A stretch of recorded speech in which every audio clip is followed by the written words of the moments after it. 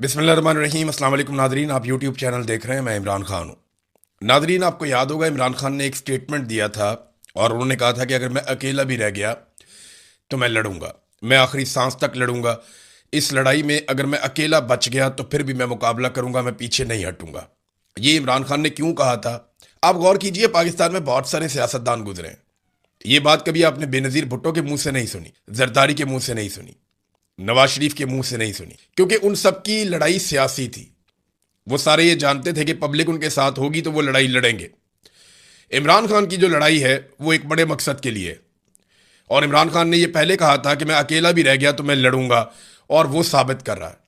अब अमली तौर पे अगर मैदान में कोई आदमी बचा है जो डट कर सामना कर रहा है तो वो इमरान खान है। बाकी लोग आवाज़ उठाते हैं, जोर लगाते हैं, कोशिश करते हैं, लेकिन इसके बावजूद कोई और रास्ता बचा नहीं इमरान खान के पास कि वो इस रजीम के खिलाफ लड़े या इसके साथ डील करे। अब दो ही चीज़ें रह गई है ना। इमरान खान के बाहर आने का कोई तीसरा रास्ता तो है नहीं। या तो डील की जाए इसी एस्टेब्लिशमेंट के साथ, या फिर इमरान खान साहब इस एस्टेब्लिशमेंट को शिकस्त दे दें और डटे रहे, खड़े रहे इस एस्टेब्लिशमेंट के खिलाफ। फिलहाल कोई काबिल जिक्र जिद्दोजहद अभी बाकी नहीं है और इमरान खान के नाम के ऊपर सिर्फ जलसे जुलूस हो रहे हैं। जो इमरान खान ने स्ट्रीट मूवमेंट का कहा था वो अभी तक शुरू नहीं हुई। सुहेल अफरीदी भी अब उसी तरह की तनकीद की जद में आ गए हैं जैसी तनकीद अली अमीन गंडापुर पे शुरू हुई थी गुज़िश्ता साल। बस उसी तरह के हालात अब सुहेल अफरीदी के भी होते चले जा रहे हैं और वो बहुत तेज़ी से उस तरफ बढ़ रहे हैं, क्योंकि स्ट्रीट मूवमेंट में इमरान खान साहब ने जो हुक्म दिया था उस पर अमल दरामद नहीं हुआ और वो कोई भी तहरीक शुरू करने में कामयाब नहीं हुए। और उनके पास सबसे आसान तरीका यह है कि वो कह देते हैं कि तहरीक तहफ़्फ़ुज़ आईन पाकिस्तान से जाकर मिलो, उनसे पूछो क्या करना है, हम तो जनाब उनके इशारे का इंतजार कर रहे हैं। लेकिन मैं एक हकीकत आपके सामने रखता हूं कि अगर तहरीक तहफ़्फ़ुज़ आईन पाकिस्तान आज भी कहे ना कि सुहेल अफरीदी 10 लाख आदमी लेकर आप इस्लामाबाद पहुंचे, तो मुझे नहीं लगता कि वो 50-60 हज़ार आदमी से ज़्यादा इकट्ठा कर पाएंगे इस वक्त भी।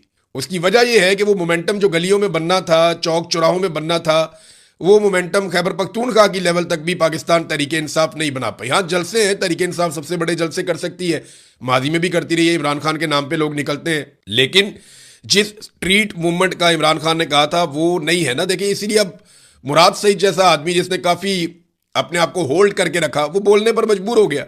मुराद सईद ने साफ बताना शुरू कर दिया। और कर्नल वाला जो वाकया मुराद सईद ने बताया कि कर्नल को जाकर कहते हैं कि इमरान खान ने तो बाहर आना नहीं, मुराद सईद तो पागल है, ये तो जिस दिन आएगा मारा जाएगा। ये मुराद सईद का एक बहुत करीबी आदमी है जिसने जाकर ये कर्नल से बात की।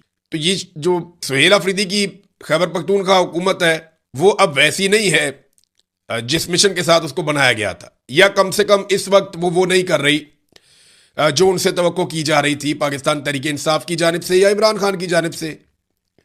लेकिन फिर भी क्योंकि ये हुकूमत इमरान खान ने बनाई है, इस हुकूमत को चलना भी है और इस हुकूमत के साथ गुजारा भी करना पड़ेगा, तो अभी तो हालात इसी तरह रहेंगे।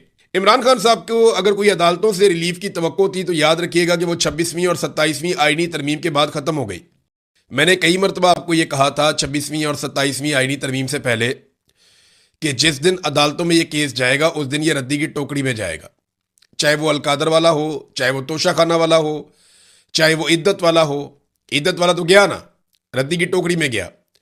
साइफर वाला भी गया, रद्दी की टोकरी में गया। लेकिन ये बड़े बड़े मुकदमात जो खत्म हुए रद्दी की टोकरी में गए, ये 26वीं और 27वीं आईनी तरमीम से पहले गए। 26वीं और 27वीं आईनी तरमीम के बाद जो अदलिया के साथ कर दिया गया, यानी 6 ऐसे जजेस थे जिन्होंने कहा कि पाकिस्तान की एजेंसियां हमें तंग कर रही हैं, हरासा कर रही हैं। 3 को ज़बरदस्ती ट्रांसफ़र कर दिया, 1 को नौकरी से निकाल दिया, 1 पे रेफरेंस है और 1 ने माफ़ी तलाफ़ी कर ली। ये तो इन्होंने निशान इबरत बना लिया, जजों से बदला ले लिया और पूरे निज़ाम को पैगाम दे दिया कि हमारे खिलाफ जो भी जाएगा उसके साथ हम यही करेंगे। और यह सिलसिला रुक नहीं रहा।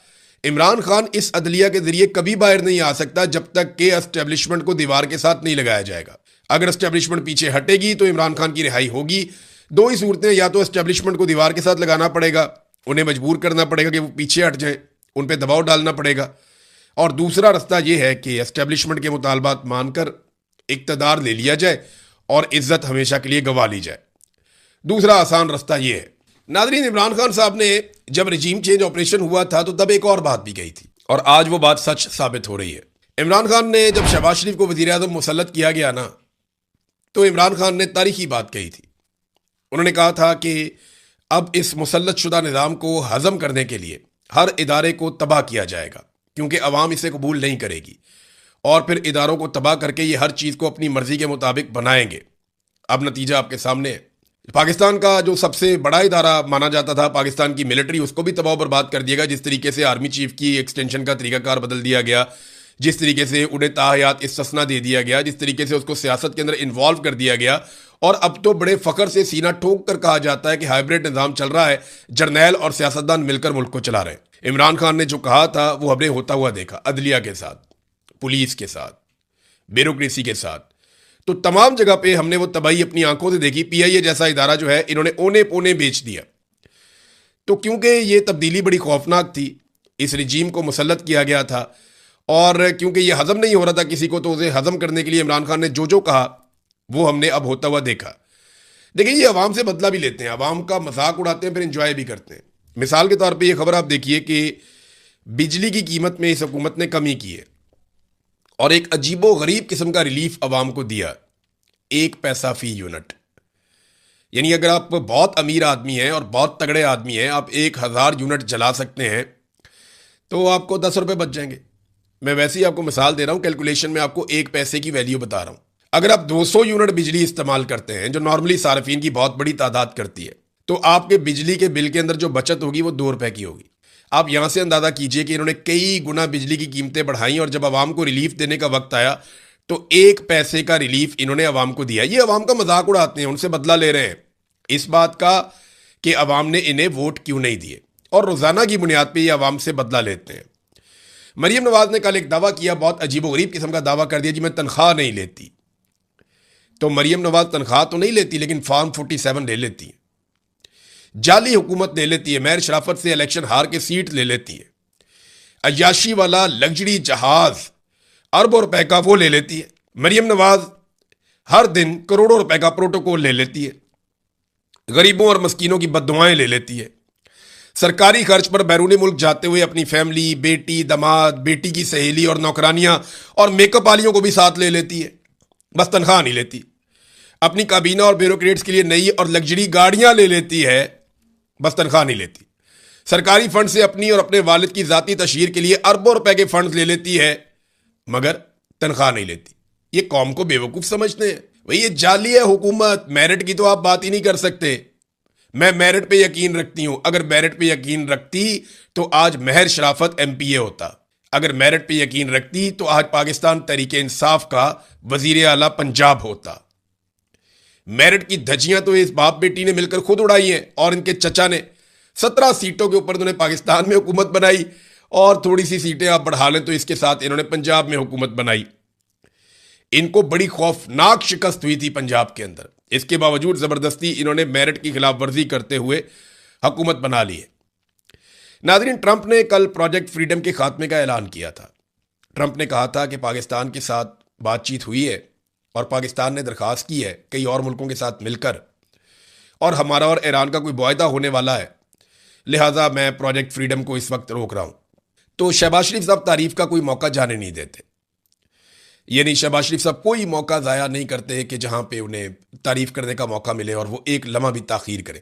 सलूट ठोकने का, खुशामद करने का, जूते पॉलिश करने का शहबाज शरीफ कोई मौका अपने हाथ से जाने नहीं देते। उन्होंने फौरी तौर पे जो है वो ट्रंप के लिए स्टेटमेंट भिजवा दिया कि जनाब बहुत शुक्रिया आपका, बड़ी मेहरबानी आपकी, कमाल कर दिया आपने, और बड़ा जरूरतमंदाना फैसला है आपका कि आपने ये जो आपका प्रोजेक्ट फ्रीडम है इसको रोक दिया हमारी दरख्वास्त के ऊपर, और फिर आगे अमन की उम्मीद कर दी। फिर फील्ड मार्शल की तारीफें भी बीच में कर दी कि जनाब फील्ड मार्शल ने फ्री कैन को बिठाया टेबल के ऊपर, ये उनकी बड़ी कामयाबी है। और भाई अमेरिका को फेस सेविंग ही नहीं मिल रही, कोई दुनिया में उसको और फेस सेविंग देने को तैयार नहीं है, तो आपकी कमेटी निकल आई है कि आप ईरान के साथ, आपका एक मुल्क है और ईरान के साथ आपके ताल्लुकात हमेशा से बेहतर रहे हैं, तो उसकी वजह से अब आप फ़ायदा उठा रहे हैं, और डोनाल्ड ट्रंप भी फ़ायदा उठा रहा है। तो शहबाज शरीफ साहब ने शुक्रिया का सलूट ठोक दिया डोनाल्ड ट्रंप को, और उधर डोनाल्ड ट्रंप ने एक नया स्टेटमेंट दे दिया। डोनाल्ड ट्रंप ने जो स्टेटमेंट दिया वो ये दिया कि ईरान ने मुआहदा कबूल नहीं किया तो पहले से ज़्यादा शदीद बमबारी करेंगे। ये अमरीकी सदर डोनाल्ड ट्रंप कह रहे हैं कि अगर उसने अमेरिका के मुजवजा मुआहदे को कबूल ना किया तो पहले से ज़्यादा तबाहकुन बमबारी की जाएगी। सोशल मीडिया नेटवर्क के ऊपर उन्होंने अपनी पोस्ट में लिखा कि फ़र्ज़ करें कि ईरान मुआहदे पर अमल करने पर रजामंद हो गया, तो अमरीकी ऑपरेशन का खात्मा हो जाएगा और आबना हुर्मुज़ समेत तमाम सबके लिए वो खुल जाएगी। साथ ही उन्होंने ईरान को धमकाते हुए लिखा कि अगर ईरान राजी ना हुआ तो बमबारी शुरू हो जाएगी, और अफसोस के साथ कहना पड़ता है कि इसकी सतह और शिद्दत पहले के मुकाबले में कहीं ज्यादा होगी। ये जनाब डोनाल्ड ट्रंप साहब कह रहे हैं। अच्छा, एक स्टेटमेंट जो है ना वो अमरीकी वजीर दिफा पीट हेग्सेथ का भी है। ये स्टेटमेंट आपको जरूर सुनना चाहिए, इसमें बहुत सारी खबरें हैं और इसमें आपको पता चल जाएगा कि जंग जीता कौन और हारा कौन। अमरीकी वजीर जंग ने कहा कि हम ईरान की जमीन पर भी नहीं जाएंगे, ईरानी फजाओं में भी नहीं जाएंगे। ऑपरेशन प्रोजेक्ट फ्रीडम सिर्फ हरमुज़ को खोलने के लिए है। हम चाहते हैं कि आपने हुर्मुज़ खुल जाए, सिर्फ इसलिए हमने ये ऑपरेशन किया है। अमरीकी फौज चाहती है कि हुर्मुज़ पर ईरान का गैर कानूनी कब्जा खत्म कराया जाए। ये अमरीकी फौज का इस वक्त का जो मिशन है वो ये है कि आबना हुर्मुज़ के ऊपर जो ईरान का एक कंट्रोल है वो कंट्रोल उनसे ले लिया जाए और ख़त्म किया जाए। तजारती जहाज़ों को ईरानी जारहियत से तहफ़्फ़ुज़ फराहम करना चाहते हैं, लड़ाई नहीं चाहते। अब ये वो अमेरिका है जो थोड़ा अर्सा पहले कुछ और कहता था, किसी और तरीके से कहता था। ये वही वजीर दिफा है अमेरिका का जिसकी ज़बान से बहुत बड़े बड़े दावे निकलते थे। अब वो कहते हैं हम ईरान के साथ जंग करना ही नहीं चाहते, हम सिर्फ आबना हुर्मुज़ को खुलवाना चाहते थे। तो भाई आबना हुर्मुज़ तो हमेशा से खुली हुई थी, वो तो आज तक बंद ही नहीं हुई थी, वो तो कभी एक लम्हे के लिए भी बंद नहीं हुई थी। ये तो पहले अमेरिका ने एक जंग लड़के बिला वजह आबना हुर्मुज़ को बंद करवा दिया, और उस वक्त जो जंग लड़ने के मकासद थे उनमें क्या था, एक ईरान में रजीम चेंज करना, वो नहीं हो पाया। दूसरा, ईरान से यूरेनियम उठाकर ले जाना, वो भी नहीं हो पाया। तीसरा, ईरान की मिसाइलों की और ड्रोन्स की पूरी ताकत को कुचल देना, वो भी नहीं हो पाया। रजा पहलवी को ईरान में पहुंचा के वहां का हुक्मरान बना देना, वो भी नहीं हो पाया। तो जितना कुछ ये चाहते थे कि ईरान के साथ किया जाए, उनमें से कोई एक चीज भी नहीं हो पाई, बल्कि ईरान पहले से ज्यादा शिद्दत से खड़ा हो गया, उसे अपनी ताकत का अंदाजा भी हो गया। उल्टा ईरान ने आबना हुर्मुज़ बंद कर दी। अब वो पुराने सारे मिशन छोड़ के जो आबना हुर्मुज़ पहले खुली हुई थी, जो अपनी बेवकूफ़ी से एक लड़ाई करवा के इन्होंने ईरान के हाथों बंद करवा दी, अब इनका वाहिद मिशन ये रह गया कि वो खुल जाए, पहले की तरह हो जाए, कि चलो ठीक है कोई गल नहीं, वो तो मान ले जैसे पहले था वैसे ही कर लेते हैं। तो ईरान अब उसके ऊपर भी नहीं मान रहा। इसकी ना मिसाल आप ऐसे ले लें कि जैसे एक आदमी ज़मीन पर कब्जा लेने के लिए गया और वहाँ पर लड़ाई हो गई, वो आदमी वहाँ से भागा और उसके जूते वहीं पर ज़मीन पर रह गए, और अब वो मुज़ाकरात इस बात पे कर रहा है कि यार कब्जा नहीं देंदे, ना दो यार, मेरी जुती दे वापस कर दो। ये है सूरत हाल। अगर एग्जैक्ट मैं इसका नक्शा खींचूं तो वो ये है कि इसराइल के कहने पे अमेरिका कब्जा लेने गया था, उधर अमेरिका का जूता रह गया लड़ाई में और जूता छोड़ के ये भाग गए। अब ये मुज़ाकरात इस बात पे कर रहे हैं यार साड़ी जुती दे वापस कर दो, लड़ाई तो छोड़ो, दफा करो, कब्जा रहने दो। तो ये एक्चुअल सूरत हाल अब इस तरह की है। नादरीन, सेंटकॉम ने ना 3 चीज़ों पे ब्रीफिंग दी थी डोनाल्ड ट्रंप को, और एक खुफिया मुलाकात भी रिपोर्ट हुई है CNN के मुताबिक, जो डोनाल्ड ट्रंप की और सेंटकॉम कमांडर की हुई थी, जनरल कूपर की। उसके बाद जनरल कूपर फौरी तौर पे मिडिल ईस्ट पहुंच गए थे आबना हुर्मुज़ को खुलवाने के लिए। अब एक बात आप अपने जहन में रखें कि 3 ऑप्शन में से एक ऑप्शन ये था कि ताकत के बलबूते पे सारी दुनिया को साथ मिलाकर एक हल्ला मारेंगे और आबना हुर्मुज़ को हम खुलवा लेंगे। लेकिन डोनाल्ड ट्रंप की बात पे मुमालिक ने, उनके जहाज़ों ने, उन्होंने यकीन नहीं किया। उन्हें लगा कि डोनाल्ड ट्रंप हमारे जहाज़ तबाह करवा लेंगे अपने फ़ायदे के लिए, लिहाजा वो वहाँ से निकले नहीं और वो बात बनी नहीं। तो आबना हुर्मुज़ को खुलवाने वाला ऑप्शन जो एक था वो तो हो गया फेल, और ईरान ने वहाँ पे अपनी बालादस्ती साबित कर दी। डोनाल्ड ट्रंप प्रोजेक्ट फ्रीडम से पीछे हट गए और फेस सेविंग के लिए एक मरतबा फिर पाकिस्तान का नाम उन्होंने इस्तेमाल कर लिया। दूसरा ऑप्शन था कि एक भरपूर और बहुत बड़ा हमला जिसमें बड़ी शदीद बमबारी होगी, और तीसरा ऑप्शन था कि ज़मीनी लड़ाई छेड़ दी जाए ईरान के साथ। अब अमेरिका क्या इन 2 बाकी बचे हुए ऑप्शंस को इस्तेमाल करेगा, यह है एक बड़ा सवाल। एक खबर यह भी है कि ईरानी वजीर खारजा पहुंचे हैं चाइना में, और वहां पे एक स्टेटमेंट जारी किया गया है। अमेरिका के साथ मुज़ाकरात में सिर्फ एक मुनसिफाना और जामे मुआहदा ही काबिल कबूल है। ये ईरान ने कहा कि हम नाइंसाफ़ी कबूल नहीं करेंगे, एक मुनसिफाना हमारा एक मुआहदा हो जो काबिल कबूल होगा। जबकि चाइना ने भी कहा कि दोबारा जंग शुरू होना हमारे लिए काबिल कबूल नहीं है, और ये ख़ास तौर पर ज़रूरी है कि मुकालमे और मुज़ाकरात के लिए अज़म बरकरार रखा जाए, बातचीत करते रहे, किसी तरह बातचीत से ये मसला हल हो जाए। तो उम्मीद ये की जाती है कि अमेरिका ने बेशक बहुत तैयारियां की, बहुत ज़्यादा हथियार पहुंचाए, बड़ा जोर लगाया, लेकिन इसके बावजूद बात बनी नहीं। उम्मीद है कि अब दोबारा जंग नहीं होगी और हालात बेहतरी की तरफ जाएंगे, मगर कुछ कह नहीं सकते क्योंकि जितनी शर्मिंदगी अमेरिका को और डोनाल्ड ट्रंप को हुई है, अब उन्हें फेस सेविंग तो चाहिए। तो क्या इतनी बड़ी फेस सेविंग उन्हें मिल जाएगी, ये सवाल अपनी जगह पे बरकरार रहेगा। नादरीन, इंटरनेशनल मार्केट में जैसे कोई थोड़ी सी अच्छी खबरें आई हैं तो तेल की कीमतें नीचे चली गई। अब पाकिस्तान के अंदर हुकूमत को फौरी तौर पे अवाम को तेल की कीमतों के हवाले से रिलीफ देना चाहिए। देखिए ना, जो ये कीमत बढ़ाते हैं तो ये 2 घंटे में बढ़ा देते हैं, 4 घंटे में बढ़ा देते हैं, तब ये घंटों के अंदर काम डाल देते हैं। जब ये कीमतें कम करते हैं तो ये हफ्ते ले लेते हैं, बढ़ाते हैं तो बहुत ज़्यादा बढ़ाते हैं, कम करते हैं तो बहुत थोड़ी कम करते हैं। अब असद उमर साहब ने इस पर एक ट्वीट किया और बात उनकी ठीक है।